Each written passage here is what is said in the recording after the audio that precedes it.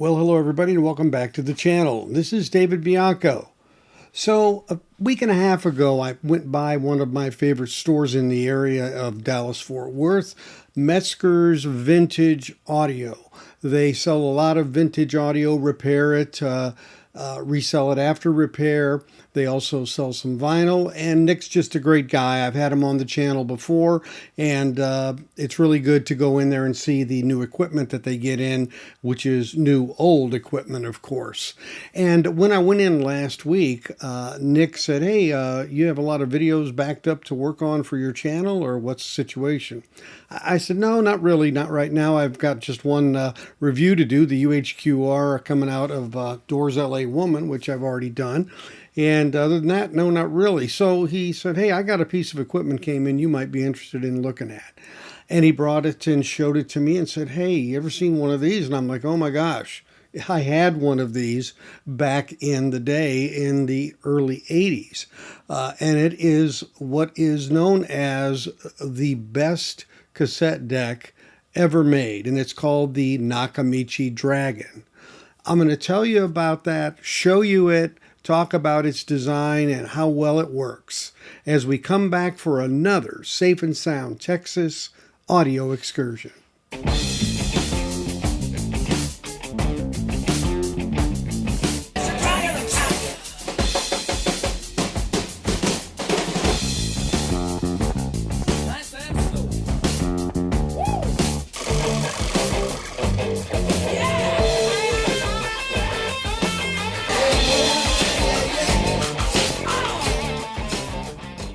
So cassettes became all the rage back in the 70s. Of course, the ability to record was always something that made the ability then to make different tapes of mixes that you wanted of different songs possible. And a lot of times we recorded off the radio. We might record off of a record player that we had. A lot of times not sophisticated connections, just microphones within the units themselves. Now, of course, the reel-to-reel was king, but it was much more expensive, but the quality was great. So the idea behind a cassette was to somehow harness that kind of capability and flexibility in a much smaller tape and a much slower speed that it was going. Both of those things working against the ability to maintain degrees of quality there. Now, the first deck that was ever put out with Dolby B noise reduction in 1971 was the Advent Model 201. That cassette deck I actually have. And it was also the introduction after that of a 3-head deck that had the ability to erase, record, and playback each on a separate head. And then the capstan, which basically was a roller and a pin that would grab the tape, was involved in pulling it through along with the reels.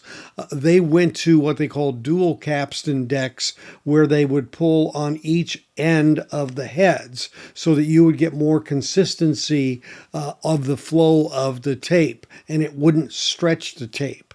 Then the metal tape formulas came in and the better tape capabilities came in.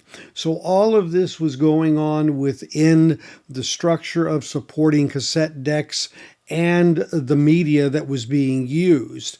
But really there were always issues with problems of alignment of the tape as it related to the head that was recording and then the head that was playing back.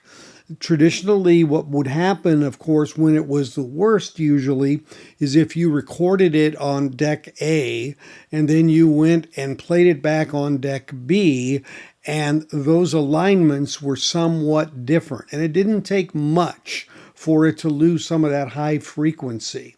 And then, of course, you had the idea of flipping the tape physically, or there were auto reverse tapes, which would go the other direction as well.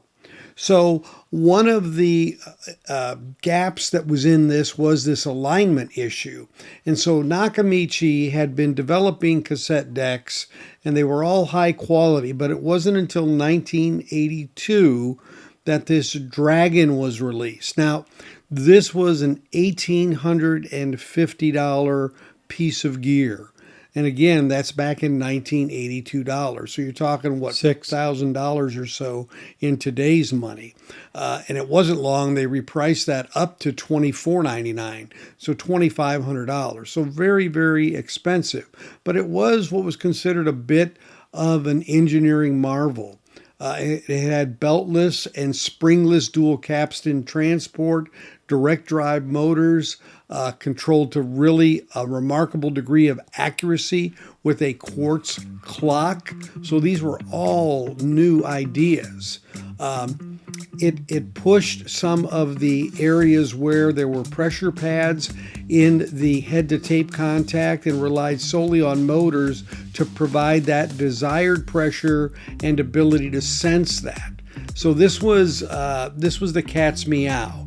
But the biggest thing that they did was the breakthrough was this NAAC, or Nakamichi Auto Azimuth Correction System. Then it was a microprocessor-driven system that had a clever design to detect the azimuth error or the alignment error in real time and physically correct it with servo-controlled heads. And that head ensured this perfect alignment with every pre-recorded tape. It didn't have to be just ones that were recorded on that unit. It actually could read and sense the proper layout of where that needed to fall against the head in an azimuth location. And you'll see a few examples here that I'll show you on the screen of these alignments. Now, this deck stuck around for 11 years, and in 93 they discontinued it. But again, the whole engineering of this was just a real big marvel. You're talking low cog brushless DC motors with low cogging torque, also known as no current torque. These were unequaled size diameters on the two capstans, and therefore the rotational speeds of those were a little different. And they had what they called massive flywheels. These are the large things that rev up to actually create the inertia to rewind a tape or move a tape in a fast speed. And so the speeds of these quartz-controlled capstans were perfect. They work to ensure that the trailing or braking capstan always lagged behind the leading one by 0.2%, either in forward or reverse, to properly tension the tape and isolate it from the shell, essentially. And that's really important because the tape being smoothly retained in the shell and properly aligned and not having a lot of movement so that it could, in fact, have a wrinkled edge to it because of the way it had been handled. These are how the tapes have great longevity. Okay? So there were guide blocks, wraparound guide blocks for the pinch rollers. And so, I mean, just this whole 5-motor arrangement and everything except for the tape counter. There were no belts and springs. The only belt involved was for the tape counter. So an amazing feat. And the way you set this up was you had to, you basically set it up by each blank tape, by the type of tape it was, whether it was 70 microsecond, 120 microsecond, and what type of ferric oxide it was. Was it metal or was it not? And of course, the metal was the best, and that really gave you the best yield. And it used a couple of test tones, matching the tape sensitivity with a 400 hertz test tone, and then the user would align the bias with a 15 kilohertz test tone. So those were manual adjustments that you had to do when you got a new tape to get it set properly for that unit. But I can tell you, the effort that it took was not that long. You set it up in about 2-3 minutes max, and you really got a high degree of consistency on these units. And I recorded a couple of things for Nick. I recorded the UHQR of LA Woman by the Doors, and I also recorded Asia, the UHQR 2x45 Asia of Chads from Analog Productions as well. And they just sounded fabulous. The deck was just reminded me just of what it was like back in the day. Well, I've been down so very damn long. Let the poor boy be.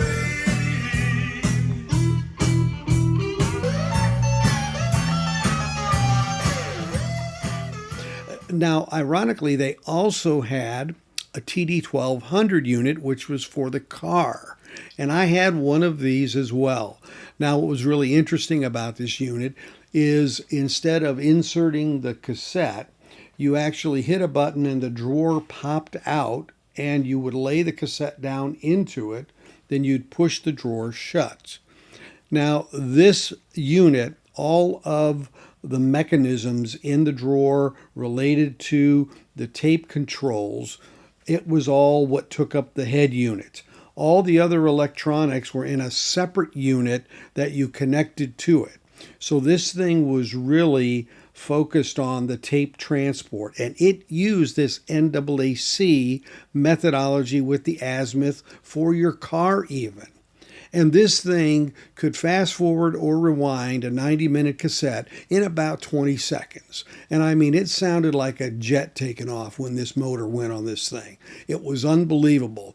And then just before it got near the end of the tape to fast forward or rewind, you could hear it start to slow down, and it gave a nice soft landing at the end instead of one of those harsh where the motor speed is constant. So it was monitoring that particular pull on it and was able to calibrate and adjust the speed of the fast forward or the rewind so that it got to the end and went much slower to ensure that no tape breakage at the end.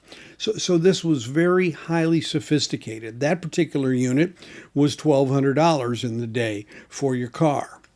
So, it cost more than the amps and the speakers I had in the car, but it sounded fabulous.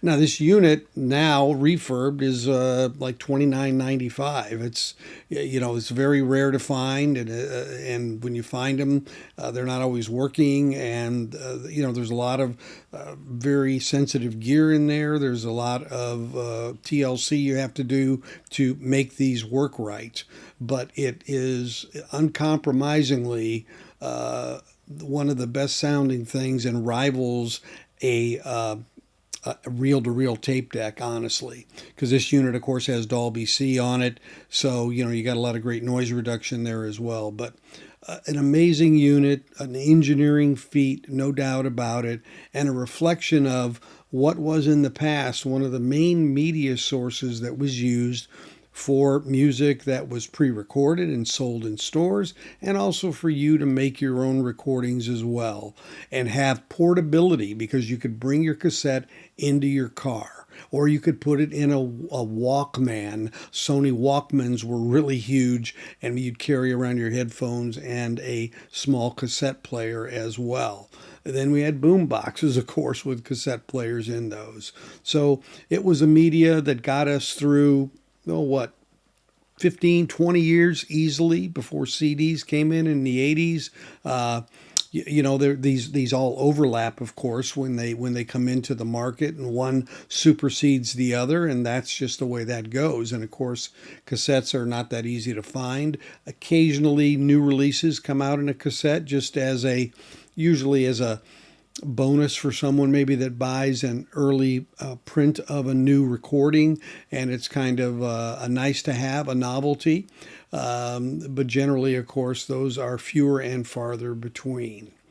So I hope you enjoyed this journey down a high-tech lane with Nakamichi. And as always, I thank you for watching. And if you haven't subscribed, please consider pressing on the bell down there with the all option. And of course, a thumbs up or like is appreciated, as are comments. So until we catch you next time, thanks for joining me today on the Safe and Sound Texas audio excursion. Take care, everybody.